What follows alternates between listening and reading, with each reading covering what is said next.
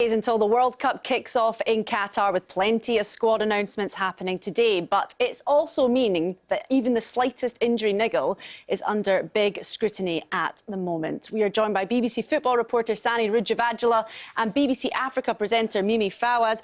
Sanny, let me come to you first. Tell me what's happened with Sadio Mane in his game playing for Bayern Munich. Yes, well, it was against Werder Bremen, and just 20 minutes in, he had to go off injured. Now, Bayern won the game 6-1 in the end, but, yeah, lots of question marks about Mane, of course. He's Senegal's all-time top goal scorer, 34 goals, won the Africa Cup of Nations as well.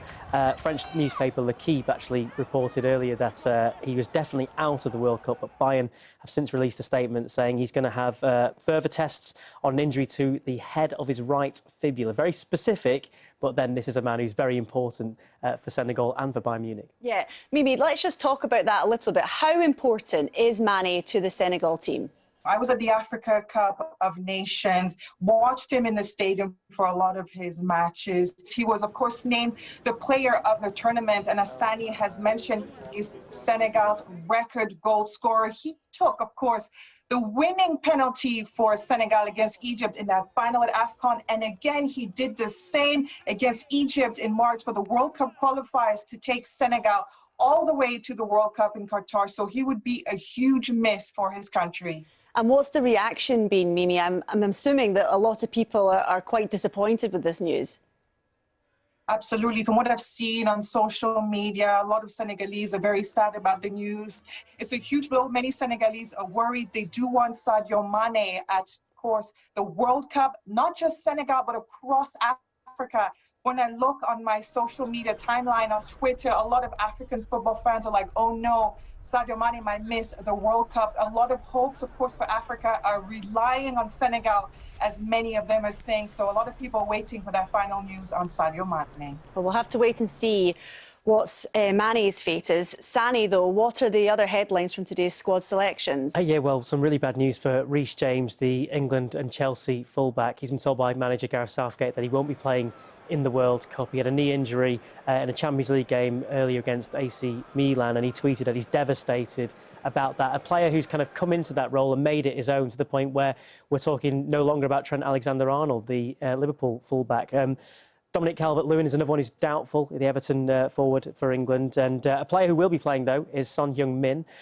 He, if you recall, fractured his eye socket against Marseille for Spurs, but he put out a post on Instagram saying he'll be going to Qatar.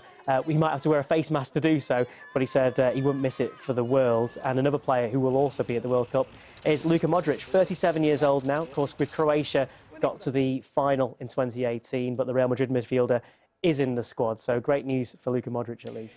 And Argentina coach Lionel Scaloni, he wants managers to not risk players going to the Qatar World Cup. I mean, how realistic is that, really?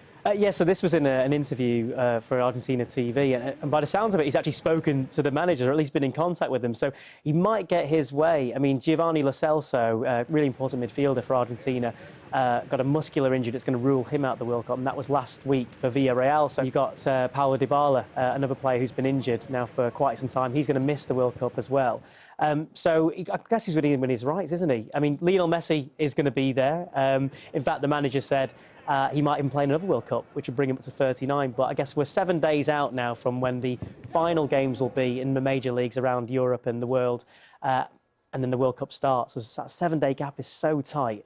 I think he might well be within his rights to ask for players to maybe be rested if they're not 100% fit. And maybe we'll talk about a player coming into the World Cup that we haven't mentioned at all, who gets that opportunity at the last moment to shine. With all these other injuries going on, we just don't know. Sanny and Mimi, thank you very much for giving me your time today.